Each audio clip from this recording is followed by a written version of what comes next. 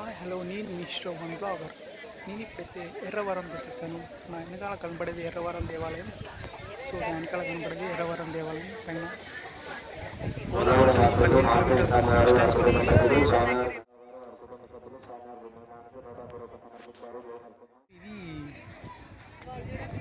ఎర్రవరంలోని ఉగ్ర నరసింహస్వామి దేవాలయం. సో పైన దేవాలయం నిర్మాణం జరుగుతున్నది. సో ఇవన్నీ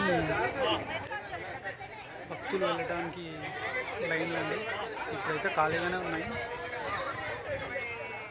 శుక్రవారం, శనివారం, ఆదివారం భక్తులు చాలామంది వస్తారు. ఈ క్యూ లైన్లో పైకి వెళ్ళొచ్చు.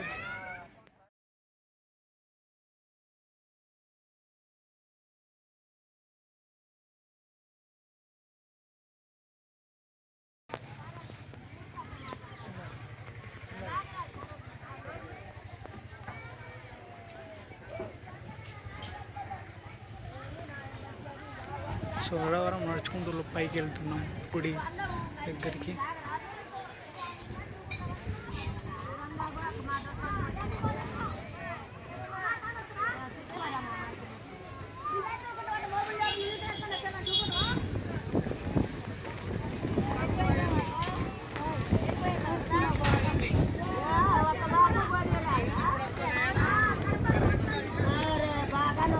సో ఎర్రవరం పైకి వచ్చేసాం.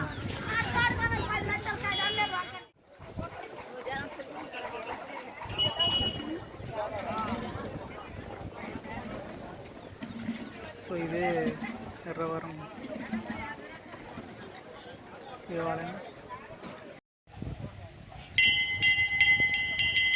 సో ఈ ఆలయం ఈ మెట్ల నుంచి పైకి వస్తారు అందరూ.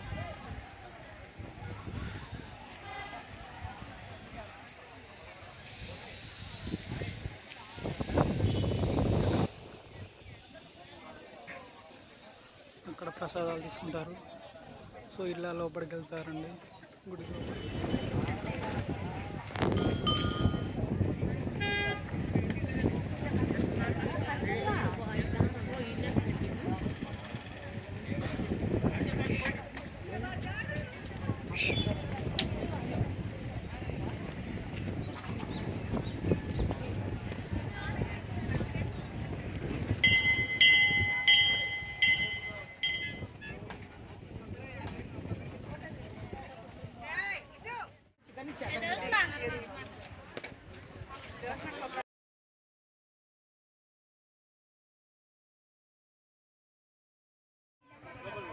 భక్తులు ఆ బాల ఉగ్ర నరసింహస్వామి దర్శనానికి లైన్లో వెళ్తున్నారు.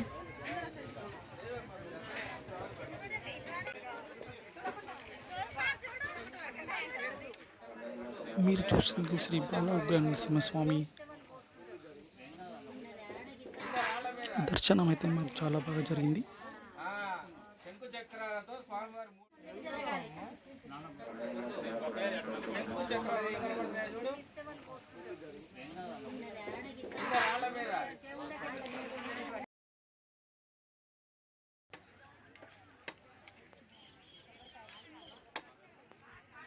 రామరెడ్డి గారు వారి కుటుంబ సభ్యులు స్వామివారి గుడి నిర్మాణానికి 101 రూపాయలు సమర్పించారు. వారిని వారి కుటుంబం స్వామివారి ఎల్లవెల్లా చల్లగా చూడాలని కోరుకుంటున్నాం.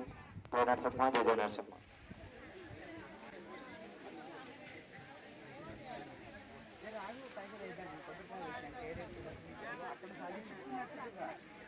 ఫ్లవర్ ను సమర్పించారు. వారికి వారి కుటుంబానికి ఆ స్వామివారి అనుగ్రహం ఎల్లవేళ ఉండాలని కోరుకుంటూ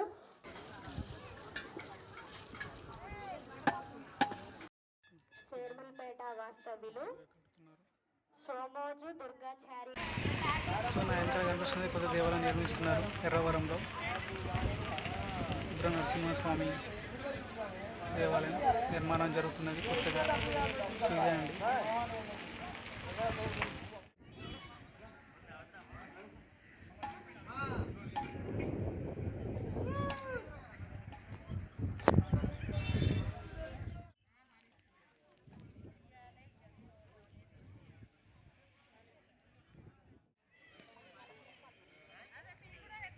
ఇక్కడ ఆలయ నిర్మాణం జరుగుతున్నది ఎర్రవరంలో.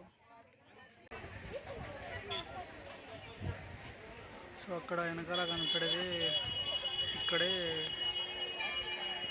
అన్నదానం జరుగుతుంది. నేనైతే ఇప్పుడు కిందికి వెళ్తున్నాను. అన్నదానం జరిగే స్థలం దగ్గరికి కిందికి వచ్చేసాను.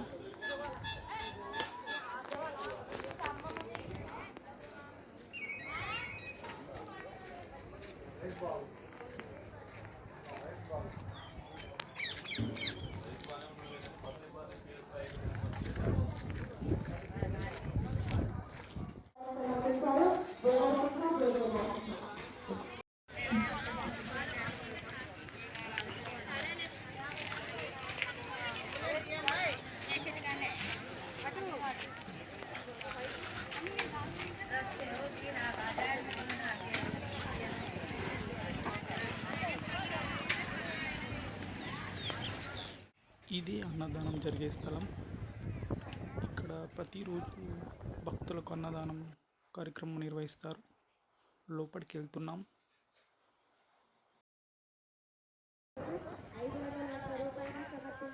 ఈ క్యూలో మేము అన్నప్రసాదం తీసుకోవడానికి వెళ్ళాలి.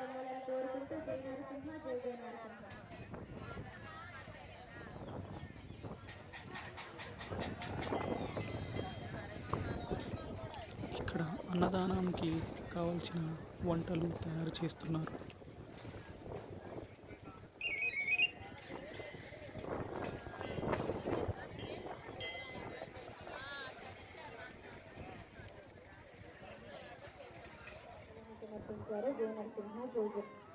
ఇక్కడ అన్నదానం జరుగుతుంది. మేము కూడా అన్నప్రసాదం తీసుకున్నాము.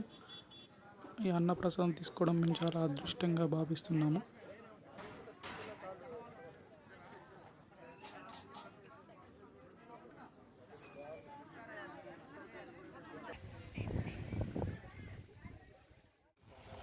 తిరుగు ప్రయాణం ఎర్రవరం నుండి కోదాడ వెళ్ళడానికి ఆటో దగ్గరికి వెళ్తున్నాను.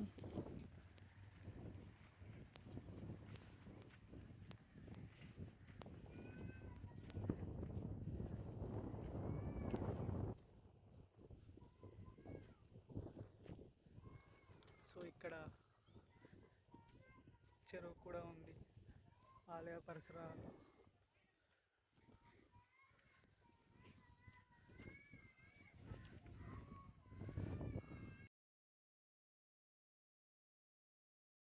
నా వీడియో మీకు నచ్చినట్టయితే లైక్ చేయండి, షేర్ చేయండి, కామెంట్ చేయండి, subscribe to my channel. Thanks for watching.